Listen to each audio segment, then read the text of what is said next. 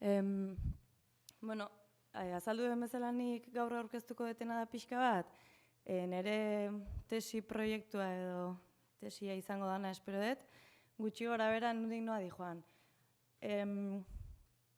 Bueno, bertsogintza abiaburu zenbait gogoeta gazten hizkuntza portaerez.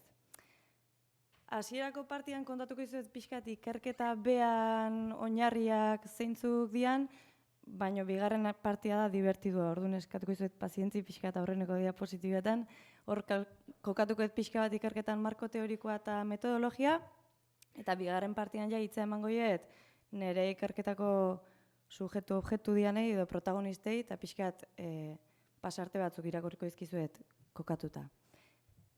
Azteko ikerketa hauzeatik, bueno, oini naiz, pixkat da esperientzi pertsonala da oinarri duen ikerketa bat, nire banaizelako sehaskako ikaslia, edo iparraldeko eskolen sareko ikaslia, eta nire banaizelako txikitatik bertso eskolan ibilitako umia eta gaztia. Orduan bada zerbait, nik bizi izan detena nire gaztaro hortan, baina ikasketen bidez eta pixkate hizkuntzen gaia interesatzen jutzaiten einen, beste perspektiba batetik behiratu diotena, ez? Oso bizipenetatik zana, pixkat bestera batea behiratzen diot ikerketa hontan. Ikerketa ere mugazein dan, esan duten bezala, bertsolaritzan sozializazioa da aztertzen detena. Alegia, iparraldeko 3 probintzitan, naizta hemen Lapurdiko datuak erakutsiko dituten gehien bat, nun ematen da bertsolaritzan sozializazioa, bai bertso eskoletan, bai aisialdian, udalekutan, topaketetan, bertso parrandetan, zebire existitzen da. Tokian tokiko eragileak, plazak, komunikabideak, familia, hezkuntza arautua, eragile asko daude elkarreraginean ekosistema bat osatzen dutenak bertsogintzan inguruan, nik bereziki aztertuko dituanak dira bai bertso eskola, bai aisialdiko eremu antolatuak, alegia topaketak, udalekuak eta bar, eta baita plazak ere, gazte horiek kantatzen duten plazak. Bueno, eta hau edia ikerketa subjektu-objektuak. Alegia, gazte hauek, bertso eskolan dabiltzan gaztiak, 15-20 urteko tartea dabilkito hengoz, eta printzipioz dira, danak dira txikitatik ereduan edo inmersioan edo sehaskako ikastoletan matrikulatutako eta ikasitako gaztiak, haien eskola ibilbide guztia euskera zinduten gaztiak. Eta Bernat Etxepare Lizeoko ikasliak dira gehienak, eta han egiten den bertso eskola baten juntatzen dira astero. Hoi bai, hizkuntza eta bertso ibilbideak anitzak dira.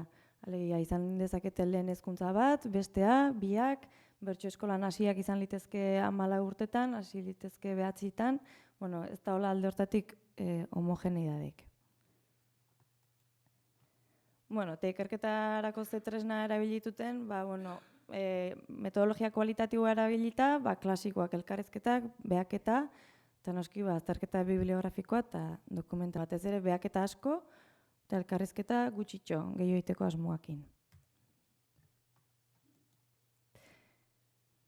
Eta pixkat kokatzeko Eibartik behiratuta zein izan liteken iparraldeko edo Lapurdiko kasu honetan bertsolaritzan eta euskeran egoera, zezkenean egia hizkuntza portaerataz eta bertsolaritzaz. Orduan, bi diapositibatan azkar-azkar esplikatuko izuet gutxi gora bera, zein dan egoera, bai bertsolaritzan testu inguruan eta bai hizkuntzai dagokionez.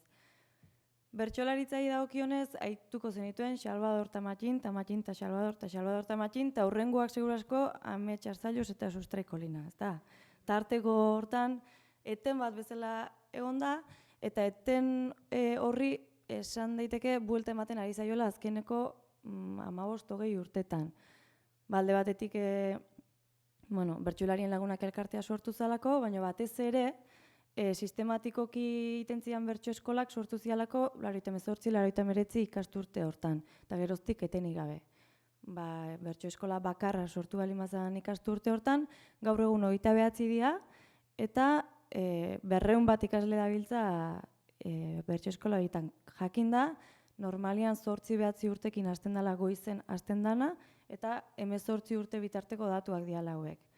Alegia, Naiz eta maila absolutuan, edo kopurun ikuspegitik ez da nahin impresionantia, jakin badala. Zehazkako ikasleek hain gutxi izan da, gutxi, nahi dut hezkuntza publikoan dabiltzanekin alderatuta, eta batez ere B eredua litzakenakin alderatuta oso gutxi izan da, esan beharra dago ikastolako sareko ikasleen 6,5 ia 7 bertso eskolan dabilela. Alegia, euskaraz ikasten duten ume horietan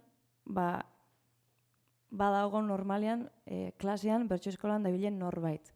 Alegia, eusle ikuspegitik edo izan dezake eragin bat, jakinda nahiko edatuta dagola bai lehen hezkuntzan eta bai DBH litzakenean eta batxilergoan. Bueno, hau da parte positiboa, oain dator, parte tristia eta gero hasiko gara dantzan. Kontua da, hizkuntza gaitasuna begiratzen balin badiogu, bueno, iparraldeko datua dira, 10-7 ez duela euskara ulertzen, eta, bueno, horren kontrapuntua edo infrentzua izango litzateke, bueno, gaur egun elebidun gazte gehiago dago. Alegia, badirudi, azkeneko inkestek erakusten dutela, gazteen artean gero eta elebidun gehiago daudela. Lehen joera zen zaharrak zirela elebidunenak, eta zenbat eta gazteago orduan eta elebakarrago. Badirudi horri buelta ematen ari zaiola eskolak transmisioaren bitartez. Eta 16-24 urte bitarteko, 17% hitz egiten du euskeraz, gutxi gehiago. Berriz alde txarra, gaitasun erlatiboarena. Naiz eta elebidun gehiago dauden gazteen artean, hoien artean gero eta gutxiago dira euskaraz hobeto hitz egiten dutenak frantsesez baino. Alegia, elebidun kalitatea esango geniokena, ez da kopurua baina igo, alderantziz. Eta bueno, nik ere atzoko hauteskundekin nahikoa eta datu txiki batzu bakarrik, baina esan dezagun aitortua den erabileran, lagun arteko erabileran diotenez, euskeraz dakitenen artean 14% egiten du gehien bat euskeraz, dakitenen artean, eta dakitenekin noski, jakinek 17% bakarrik dakiela duela gaitasuna hitz egiteko, imagina diteke zein den kaleko, tabernetako, lokaletako, hizkuntza paisaia iparraldeko gazteen artean. Bueno, listo, baina buelta emango dugu eta. Orduan, kontua da, paisaia hortan bizi diren gazteak dauzkagu, eta gainera gazte nolabait esateko ez idealak, baina bai oinarri sendoa dituztenak. Naiz eta etxean edo eskolan ikasi euskeraz, badira 2 urtetatik edo 3 urtetatik 18 urte bitarte euskeraz eskolatuak diren haurrak edo gazteak, eta badira normalean haien borondatez bertso eskolan astero elkartzen direnak. Alegia hizkuntzarekiko praktikak dituztenak, atxikimentua dutenak, edo bintzat lotura bat badutenak. Ados.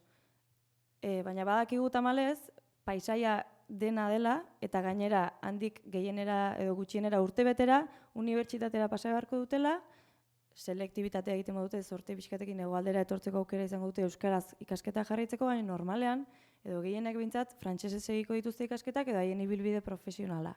Orduan badakigu, nolabait ere zehazkako burbuila hortatik ateratzen diren momentuan, piztina oso erdaldunean murgilduko direla, eta hor moldatzeko tresnak izango dituzte edo ez, gogoa izango dute bai edo ez.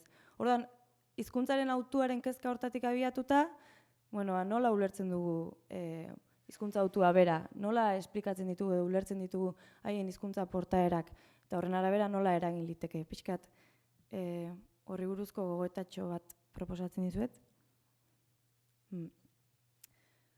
Bestalde, nire ikerketan eskola aipatu dut, familia aipatu dut, baina ez naiz horietan zentratzen, aisialdian zentratuko naiz, alegia behien familiaz kanpoko eta eskolaz kanpoko jardueretan, arrue txosteneko ondorioek adierazten duten bezala, baina adin batetik aurrera eskolak eta familiak garrantzia eta eragina handia baldin badute ere, badirudielako zenbat eta gazteago, zenbat eta helduago, kaleko eraginak, aisialdi antolatuko eraginak, gure lagunekiko harremanak eragin gehiago daukala, edo gure hizkuntza portaeretan. Hau da, azkeneko densoa uste dut, azkeneko diapositiba densoa. Egin nahi izan dudana da, proposamen bezala, begirada pixka bat makrotik mikrora jetxi, alegia, estadistika handietatik, portaera konkretuetara, talde konkretuetara, pertsona konkretuetara. Eta horrekin batera, marko teorikoan, proposatzen ditut beste askoren hildotik, tartean, gehien bat esan beharra daukat, Euskal Herri mailan nire eragina Paula Casares eta Jon Emiren Hernandezena dela, azken batean hizkuntza antropologiatik egindako ekarpenagatik. Eta nire egingo ditut kontzeptu hauek, eta pixka bat dikotomia batzuk aurkeztuko dizkizuet modu karikatura moduan, baina balio dutenak ikusteko nondik abiatzen naizen ni portaerak aztertzerakoan. Hau hitz egingo dugu beranduago ere honi buruz, baina transmisioaz hitz egin partez nahi dut ikuspegi zabalago batetik hartu eta sozializazioaz hitz egin, bai hizkuntzari dagokionean eta bai bertsolaritzari dagokionean.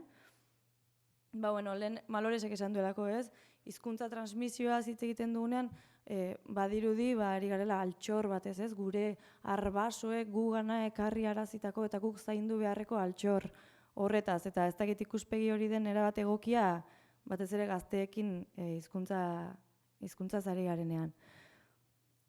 Beste alde batetik, identitate kontuak aipatu ditu baita ere, aipatu du Maloresek kostatzen zaigula identitate kontuetaz hitz egitea. Eta nik hemen antropologia ikuspegia ekarrita, azpimarratu nahiko nuke identitateaz ari naizenean, hitz egingo dut identitateaz, naizela ari, ez identitate zurrun batez, alegia hau zara eta kitxo, ez identitate esentzial batez, hau zara hemendik zatozelako, hitz egingo dudala gehiago identitate performatibo batez, alegia egiten duguna gara gure kontradikzio guztiekin, eta baita ere dinamikoaz, alegia gaur hau naiz, bihar hau izan liteke, egon liteke ari konduktore bat edo egon liteke, edo gertaliteke ez egotea, edo austurak gertatzea. Orduan pixka bat identitatea aipatuko dut, baino ez modu etnonazionalean edo esentzialistan edo, ulertzen da, ez da? Nahi.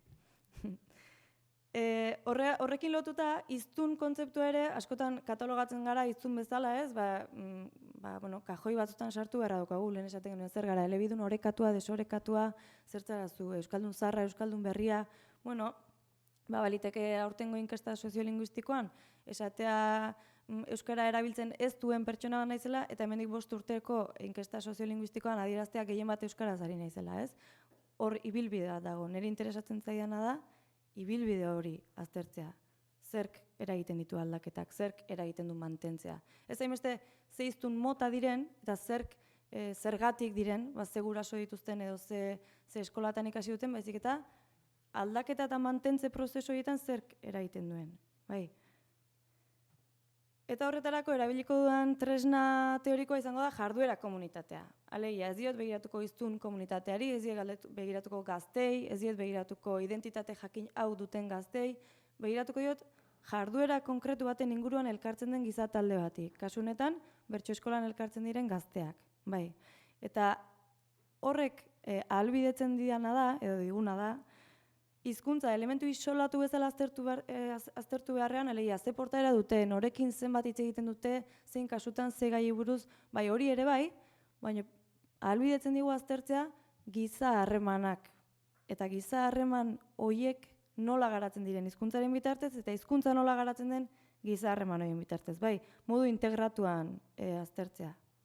Oso abstraktua da, baina gero ekarriko dut konkretura, eta gero kafea dator. Orduan, definizio bat emateagatik, edo aipu bat hartzeagatik, jarduera baten inguruko elkarrekintzan, gauzak egiteko moduak, hitz egiteko moduak, siniskerak, balioak, botere harremanak sortzen eta garatzen dira. Eta pixka bat, horiei denei begiratzen badiegu, behar bada ulermen sakonago bat izango dugu, baita hizkuntza portaerena ere. Hori da pixka bat ideia. Eta azken batean hizkuntza identitatea, edo hizkuntza portaerak, ez dira garatzen modu isolatuan, baizik eta elementu ez linguistikoekin batera. Horraino. Ados, hemen dator, zuengandik espero dudan gogoeta bat. Pentsatzen dut, dagoeneko arituko zaretela pentsatzen, edo espero dut, miren hau trampetan ari da. Trampetan ari da, ze hartu du justu bertso eskolaren adibidea. Zein eta bertso eskola, hizkuntzarekin egiten den egiten den jarduera bat, ez? Hizkuntzaren ezagutza areagotzen duen jarduera bat. Rima, metrika, lantzeko ariketak egiten diren toki bat, teknika poetika erretorikoak, euskararen adierazkortasuna, bertsolariaren totema, ez? Hiztun ideal hori lortzen duten fabrikak dira bertso eskolak, beraz. Jakinik ezagutzak erabilerarako faktore potente bat suposatzen duela, legia zematea gaitasun hobea, erabilerarako joera gehiago, edo behintzat aukera gehiago, listo, hor daukazu tesia, ez daukazu 3 urtez lan egin beharrik, ezta? Bai, hori ere bada, eta aspektu hortan ere egongo da tesi bat gutxienez, baina nik ez diot aspektu horri begiratu nahi, edo ez zait hori interesatzen. Gehiago interesatzen zait, bertso eskola bera, giza talde baten jarduera bat izanik, badela baita ere ahotsa, badela zutik jartzea besten aurrean, badela begiradak, badirela bertsoak kantatuta kale egindakoan babesa jasotze hori, babesa emate hori, taldeak suposatzen duen hori guztia, ez? Eta orduan horri begiratuko diot gehiago. Eta hemen dator parte polita. Lehenengo gauza, bigarren trampa esango didazuena da, eta arrazoi izango duzu baita ere. Claro, bertsolaritza euskaraz bakarrik egiten da gure eremu geografikoan, mintzat ez daukagu konpetentzia hori ez frantsesarekin, ez gaztelaniarekin. Nahiz eta Argentinan paiadoreak egon, guri ez digera egiten. Hemengo ikuspegitik, bertsolaritza euskaraz egiten da, eta kitxo. Orduan zentzu horretan, bertsolaritzaren bitartez, edo jarduera horren inguruan ezagutzen dugun edozein pertsona, badakigu euskaraz egiteko gai dela. Eta horrek ematen digu oinarri bat. Eta hori hala da. Egia esan, bada bertsolaritzaren ezaugarrietako bat, bada trampa moduko bat, baina horrek ahalbidetuko digu olako eremu bat aztertu alizatea iparraldean ez daudelako asko. Alegia, lizeoan elkartuko dira baxu jole bat, gitarra jole bat eta bateria jole bat, erabakiko dute punk talde bat egitea, hori gure garaian zen orain, ez dakit hardcorea edo izango da, eta hasten dira entxeguak egiten haien lokalean, euskaraz hitz egiten dute. Hasiko dira kontzertuak ematen, antolatzailearekin behar bada frantsesez hitz egin beharko dute. Behar bada baxu jolea unibertsitatera pauera ikastera joan da, eta beste bat hartu behar dute. Behar bada ez daki euskaraz. Alegia, ez daude elementu blindatu asko, edo gune blindatu asko euskaraz garatzeko modukoak, eskola eta familiaz kanpo. Bai. Eta orduan, nire subjektuetako batek, subjektu diodanean pertsonak dira, birikak dituzte. Hau esaten di, galdetzen dion nik, arauak aldatzen dira nunbait bertso eskolan, eta erantzuna bere halakoa da. Bai. Nik orain aspaldi ez dudala egiten esaldi oso bat frantsesez. Lagunekin ere ez, salbu ez bada eremu bat, nun frantsesa hitz egin behar dudan bortxaz. Baita bertso, ez dut uste bertso eskolan, ez. Nik bitxi egin entzuen ez, eta berak, bai, biziki. Esan dudana. Badela egoera blindatu bat edo eremu blindatu bat euskararen berezko erabilgune izendatu litekena. Ez berezko esentzian, bezik eta berezko espontaneoki ateratzen zaigun zentzu hortan. Eta galdera da, beste trampa bat. Zuek esan aurretik dena nik esaten saiatuko naiz. Zer da, berez euskaraz egiten duen jendea elkartzen dela bertso eskolan, ala bertso eskolak euskalduntzen du jende hori, ez? Horregon liteke trampa bat. Manik uste dut onartu barra dagola, bietatik badagola. Bertso eskolan da bilena 17 urterekin, egon partez beste dozein jardueratan, bada euskararekiko atxikimendu berezi bat duen pertsona. Baina badirudi bertso eskolak berak ere alternadore bezala funtzionatu dezakela. Leia ez du bateria zerotik kargatuko behar bada, ez dakigu, baina alternadore bezala badu garrantzia. Eta hemen adierazten dite, uste dut neska bera dela, bai. Galdetzen diot, uste duzu dela bertso eskolan ari zirelako mintzatzen zirela euskaraz, edo euskaraz gehiago mintzatzen zirelako eteten dit erantzuteko. Biak nire ustez. Alde batetik, nik uste dut bertsoa euskaraz gehien ari girenok sekatu dugula, agian inkontzienteki edo eremu bat nun euskaraz mintzatzen aginen. Eta euskaraz mintzatze horrek eragin digula, bertxotan aritze horrek eragin digula, euskaraz gehiago mintzatzea. Bai, sinpletik erantzuten du. Ados. Hori, hizkuntza erabilerari dagokionez esan duguna jarduera komunitate batean badaude elementu linguistikoak eta ez linguistikoak jokoan. Elementu linguistikoi dagokionez badirudi dela egoera blindatu bat, eremu oso privilegiatu bat euskararen berezko erabilerarako, ados. Eta badirudi, arauak aldatzen direla barruan. Horrek noski eragin bat izango du, ezagutzan eta dena delakoan. Baina, goazen orain elementu ez linguistikotara. Eta bat da pentsaera kritikoarena. pentsaera kritikoa dio danean, ze esan nahi dut. Bueno, bertso eskolan ematen den egoera bat da, altxa zuek biok, Maialen eta Iker, eta hau da zuentzako gaia. Iker, baserritarra zara, zure terrenoetatik AHT-ak pasa behar du, eta eta gaur etorri da Maialen lehenengo sondeo geologikoak egitera. Eta hasi bertxotan. Baliteke, Maialenek eta Ikerrek pentsatua izatea ja AHT-aren inguruko kriston diskurso eukitzea, eta gainera, argumentario potente bat. Baliteke, hala ez izatea, berdin egin beharko dute bertxotan.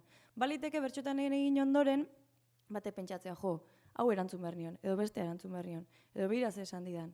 Edo, inkluso baliteke, hori komentatzea taldean eta kontrastatzea. Hor argumentu hona zeneukan, edo hor hau esan zenezaken. Alegia, bertxotan egiteak berak implikatzen duela gogoeta minimo bat gai batzuen inguruan. Sakonago, harinago, baina gogoetarako joera bat dago bertso eskolan jardueragatik bakarrik. Eta horrek berak badirudi talde izaeran hartzen duela pixu bat. Alegia, gazte horiek kontziente direla gogoetarako gune den horretaz. Bai. Eta hemen dago, hau da bertsio laita, gero dator bertsio fuertea. Bueno, esaten dit neska batek. Ez, gero hori, laguna, giroa eta baita ere erreflexio puntu bat. Osea, bertso eskolan beti, bertso eskolak ekartzen dizu erreflexio bat. Igual beste gauzak ez dizutenak ekarriko. Ez dakit. Hainbeste jartzen zaren beste pertsonen tokietan, azkenean, niri behintzat pentsarazten nau. Hau da bertsio laita, edo politikoki korrektua, eta hau pasako nez zuzenean gogorrera. Eta da, eztabaida bat edukitzea bertxotan dabilen batekin, eta eztabaida bat edukitzea ez dabilen batekin, ez da berdina. Alegia badago, elite sentimentu bat edo behintzat identitate positibo baten percepzioa, ez da? Hemen gaudenek hau badaukagu. Pentsatzen dut ez dela izango gune bakarra, baina bada gune horietako bat. Azken batean, bertsoak berak eskatzen dizulako deszentratze pilo bat. Nik zer pentsatzen dut gaian egokitu zedean pertsonaiarekiko. Nik zer pentsatzen dut parean ofiziotan egin behar dudan pertsona horrekiko. Eta egin eta gero, ze begirada dut nik produzitu dugun diskurtso horrekiko, ez? Eta horrek denak, badirudi hau dakarrela. Eta honek, hau anekdota hutsa da, baina honek dakar erreflexio puntua edo pentsaera kritikoa bai bertso eskolatik kanpora eramatea ere, eta bertso eskolatik kanpora bertso eskolakideekin identifikatze bat. Adibide bat. Nire gelan adibidez zukatea eztabaida bat, ez dakit, adibidez beste aldian matxismoa. Eta zertan mugatzen da matxismoa? Nire gelakoek pentsatuko dute mutiko batek jotzen duelarik neska bat. Eta matxismoa ez da hori, ez da bakarrik hori. Eta adibidez, filosofiako klasean, les hommes, ez, eta beste guztiak zer. Eta beraz guk erran genion, eta beste guztiak erantzun ziguten. Bai, baina hola erraiten da. Bai, ez da hola erraiten delako hola erran behar dugula. Ez da, les hommes eta les femmes zer. Eta beraz, horren erraiten du, les humains, olako gauzak adibidez. Edo ez dakit, denaren inguruan, izan politika, hizkuntza, bizia, ez dakit. Bai, horri ikusten da, bertso eskolako kideekin baduela alako konplizitate bat, edo sentitzen dela haiekiko gertuago, besteekiko, baino, enaiz hori baieztatzen, ari naiz esaten sentsazio hori badagola, eta hori badela talde izaeraren ezaugarri bat. Eta ni, taldeko kide bezala, badan ere ezaugarri bat ere, ez? Ados, elementu linguistikoak aipatu ditugu, berezko erabilera gunea eta bar, eta elementu ez linguistikoetan orain arteko bat, pentsaera kritikoarena. Bigarrena, empatia giroarena identifikatuko nuke, edo konfiantza giroarena. Aurrez esateko, bertxotan bapatean egiteko lehen baldintza da, gaizki egiteko prest egotea. Bapatekoa denez, ezin dugu bermatu, guk egiten dugun hori ondo egingo dugula, eta beraz, ausartu behar dugu gaizki egitera. Gaizki egitera ausartzeko eta batez ere publikoan edo jendez inguratuta ausartzeko beharrezkoa da empatia giro bat. Baldintza da. Gainera, jakinik bertsolaritza performantzia den momentutik, ez dela egile batek hartzaile bati aurkezten dion produkzio bat bakarrik, bezik eta hartzailea parte da. Momentu horretan, badakigu bertso saioetan, ez da antzerkia ikustea bezala. Badakigu edozein momentutan egon litekela interakzio bat. Begirada batek, keinu batek, zerbaitek ekar dezakela, publikoaren partetik ekar dezakela performantzia bera baldintzatzea. Orduan, entzule aktibo gara. Aktiboak gara bertsokide bezala, aktiboak gara entzule bezala. Orduan, asko luzatzen ari naiz eta bere emango diot hitza. Galdetzen diot, ze lehendik ari zait esplikatzen, esaten diot. Eta ni izate hortan lehen aipatu duzu bertsoaren bitartez, askapen prozesu bat dela, edo zu gehiago zarela, edo jendeak ere ez dakit bertso eskolan onartuago sentitzen zara, zaren bezala, kalean baino, edo eta erantzuna da, bai. Ze hori, esan dizudana, gero azkenean jendea ere pixka batzu bezala da. Eta bai hori, onarpen bat baino gehiago, eske konfiantza bat, edo, eske ez da konfiantza da hurrengoa, osea. Alegia, badago sentimentu bat, hemen onartua naiz, hemen deno gara onartuak, eta talde izaera trinkoa, ez? Ez dut esaten bertso eskola guztietan dagoenik hau, baina bai bertsoaren jarduerak berak bultza lezakela hau. Edo etete bat. Zen norberaz balin badago gustora eta epaitua sentitzen balin bada bere bertso egintzan, segurasko hurrengo astean etortzeko gogo gutxiago izango du, eta taldea bera desegingo da, edo aldatuko da, edo dena delakoa. Honen beste adibide bat, galdetzen diot, zer bada bertso eskolako giroan ez den Alizioko edo Baionakoan edo mundukoan? Zer da berezia? Gusten da, nik ere pixka galdutan abile ikerketan. Eta erantzuten dit, gauza initz nire ustez. Deia ditugun gure arteko harremanak. Nire ustez hori izinez. Ez dut harreman berdina bertso eskolako batekin, nire klaseko batekin baino ez dakit. Pixka bat ulertzen hauen bezala edo ez dakit nola, ez dakit. Eta gero gauza initz, ez dakit. Oso konkretuak dira bi pasarteak, baina antzematen da hor badagoela emozioekiko lotutako zerbait, eta gainera antzematen da ez garela oso onak adierazten zer. Ez? Kostatzen zaigula emozioekiko diskurso bat izatea. Oso kursi geratu gabe edo oso ez sinesgarri geratu gabe.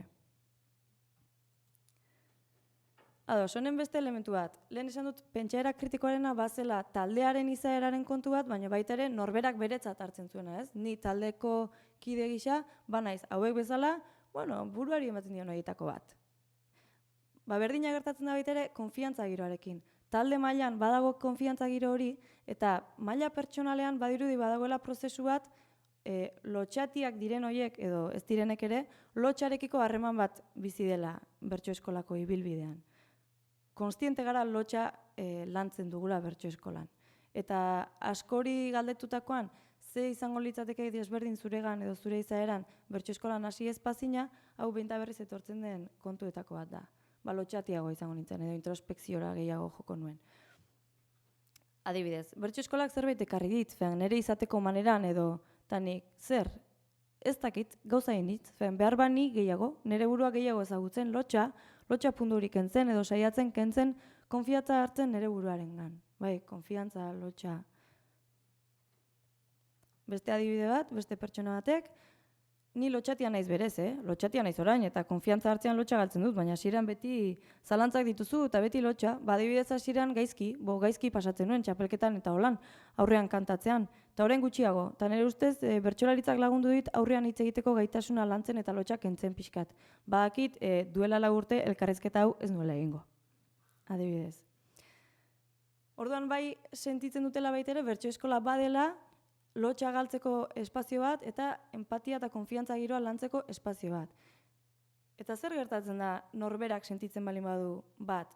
Alde batetik, ideetan, edo idea mailan, ideologia mailan, ni ari naiz erabakitzen eta kontrastatzen zer pentsatzen dudan benetan. Alegia, pentsaera kritikoan nire egiten dut, nahi dualako jakin, nik benetan munduarekiko, fenomeno hauekiko, nik zer pentsatzen dudan. Alegia, nire bila nabil, ez? Nire identitate propioaren bila nabil.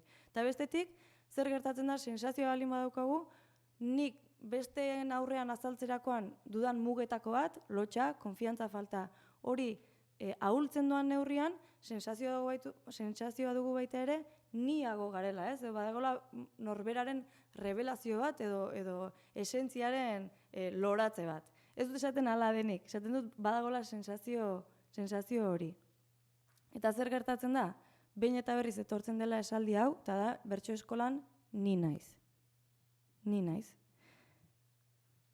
Ez da sekta bat, hola badakitun badio diela, baina ez da. Bertsolaritzari esker ez dakit, nik uste dut bertso eskolak adibidez, bertso eskola arrosak ukanduen ez indarra edo ongi sentiarazin hau, eta orduan ongi sentiarazte hortan ni naizena edo bertso eskola, bezinez bertso eskolan girelarik edo bertso udalekutan edo bertsoari lotua den gauzetan, ni naiz, ez dakit nola esplikatu. Ados. Eta hau dena, zertarako, orain dator muina.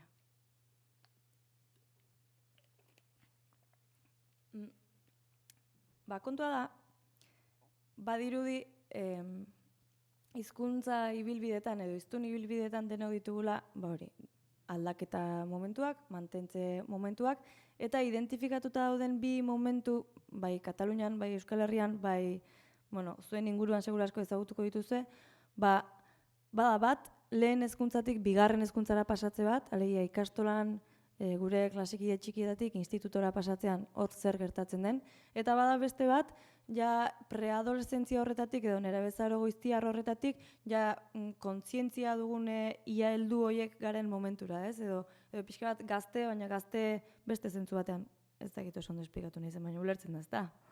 Hoietan eman litezke, edo badira momentu hoiek, transizio momentu hoiek aldaketarako plataforma.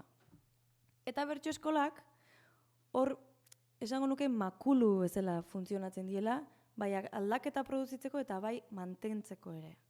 Bai, alegia, denek kontatzen dute edo gehienek kontatzen dute lehen hezkuntzatik bigarrenera pasatarakoan frantsesera jotzen dutela, frantsesa, zeren frantsesez mintzo ziren ikastolan, hori zen modan, edo, eta gero egiten zinuen zu ere hasten zinen frantsesez mintzatzen, edo, bai, kontzientziako karga handiagorekin edo gutxiagorekin, mea kulpa handiago bat edo txikiago bat eginaz, baina hau orokorrean aitortzen dute. Eta aitortzen dute baita ere, lizeoan, bertso eskolak lizeora pasatzean, alegia batxilergora pasatzean, bertso eskolako laguntaldeak funtzionatu diela, makulu gisa, plataforma gisa edo helduleku gisa ere, euskaraz egiten zutenek mantentzeko joera hori, eta egiten ez zutenek aldatzeko. Bai. Honen adibide bat. Bertso eskola hon bat baldin baduzu, ez dakit nola esplikatu, ez dakit zer den bertso eskola hon bat. Giro hon bat baldin baduzu bertso eskolan, bortxaz hori ateratzen da kanpora, eta islatzen duzu besteengan. Ez, eta nik uste dut ez dela askizuk zure buruari erraitea euskaraz mintzatuko naiz. Nik uste dut, nik adibidez, badakit ez dudala aski indar errateko nire buruari boare, hemendik aitzina euskaraz mintzatuko naiz. Behar dutzen ditu nire lagunak hor ditu dela, eta guk ere alainen dugu, edo hor gira, edo... Eta orduan bai, taldean ez, nik badakit, nik bakarrik ez dakit ukanen nuken indarrik egiteko. Ez dakit, bertso eskolan izan ez banintz, ze izan nintzen. Hau ez dut planteatzen bertso eskolak dira euskararen salbazioa formatu bezala, baina bada, haientzat, beraien bizipenetan esanguratsua den gizatalde bat. Haien identitatearen eraikuntza prozesuan, helduleku bat ematen dien talde bat. Ez dakit denboraz nola nabilen?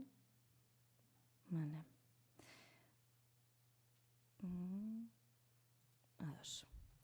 Orduan, orain arte, laburbilduz pasarte guzti hauetatik eratorri litekena bideko hausnarketa batzuk. Ez dira sententziak. Buruan darabilzkidan gauza dira, eta ez nereak bakarrik.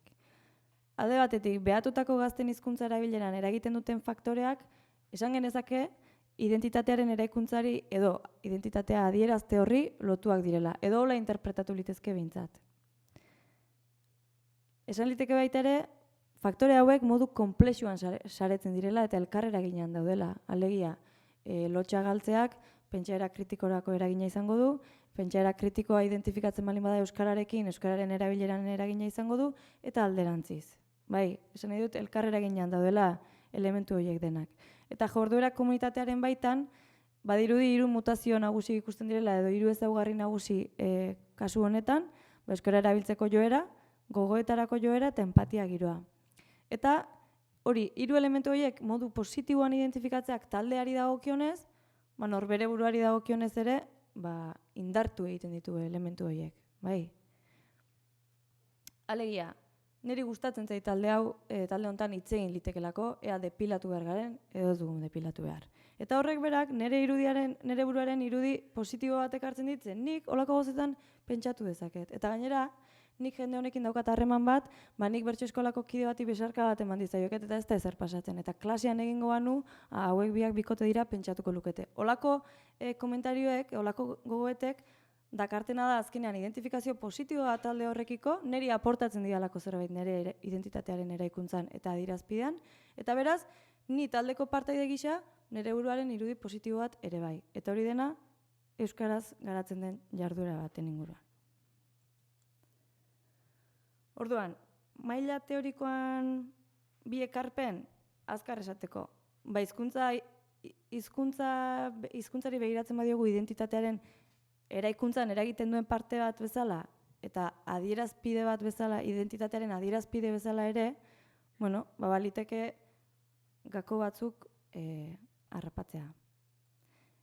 Eta bestetik, hemen gehiegi landu ez dudan edo zuei oraindik ezer ezin dizuete azaldu horren inguruan, baina bai aurreratu nire gogoetako bat bada emozioak lantzea.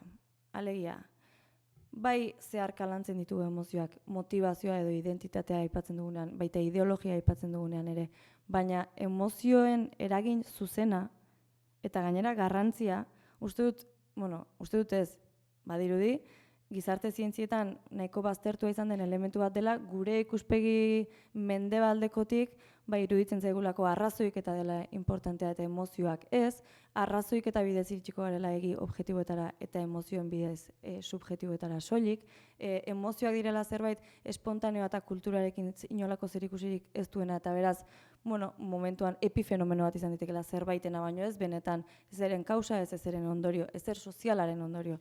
Eta badaude korrienteak, emozioak modu sozialean entenditzen dituztenak edo ulertu nahi dituztenak, bai emozioen eraikuntza eta bai emozioen adierazpena, eta iruditzen zait, hori badela bide bat, pixka bate sakonago ulertzeko behar bada azaletik ulertzen ditugun fenomeno batzuk, eta behar bada, izan litekela bide emankor bat.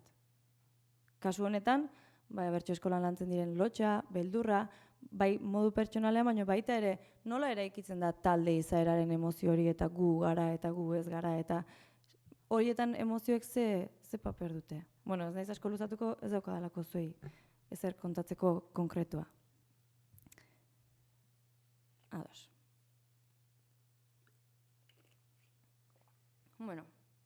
Orain arte ondo? Bai. Ados, orain arte teorikoa. 10 minutu.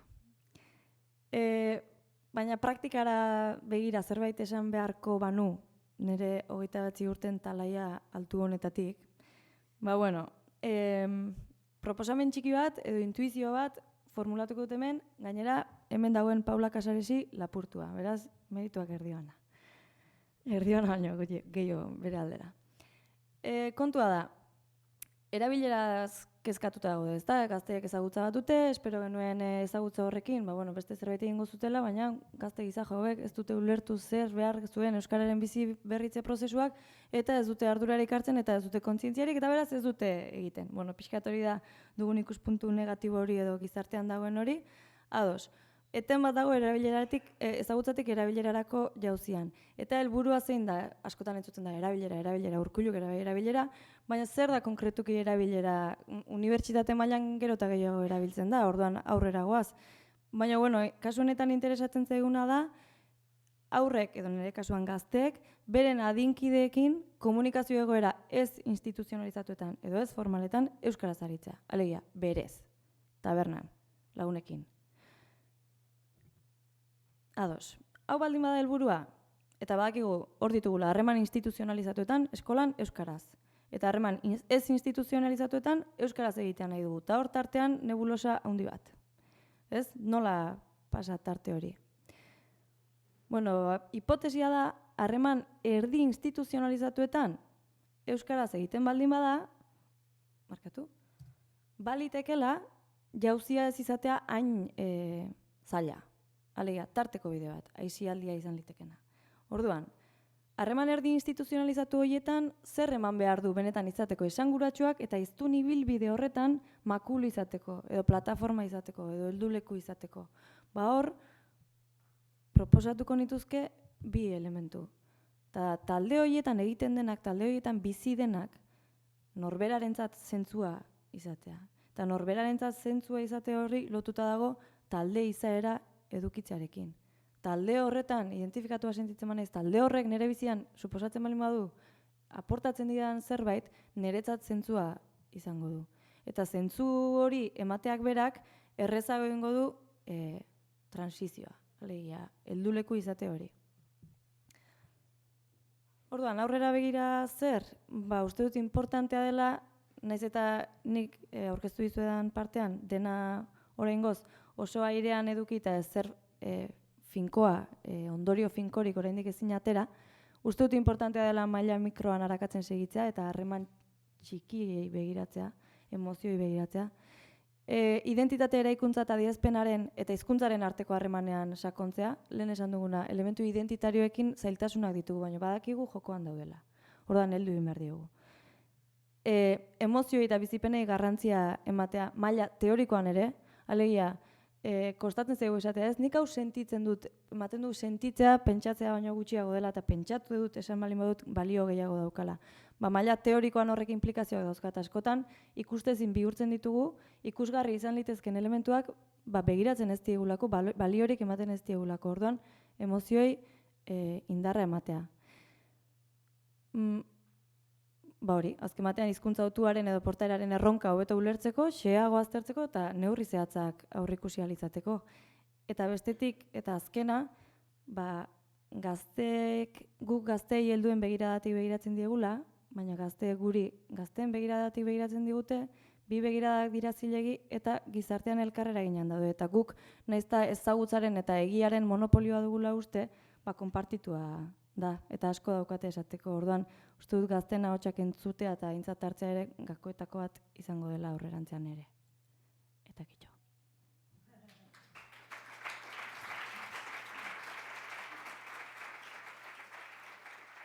Eskerrik asko, Miren.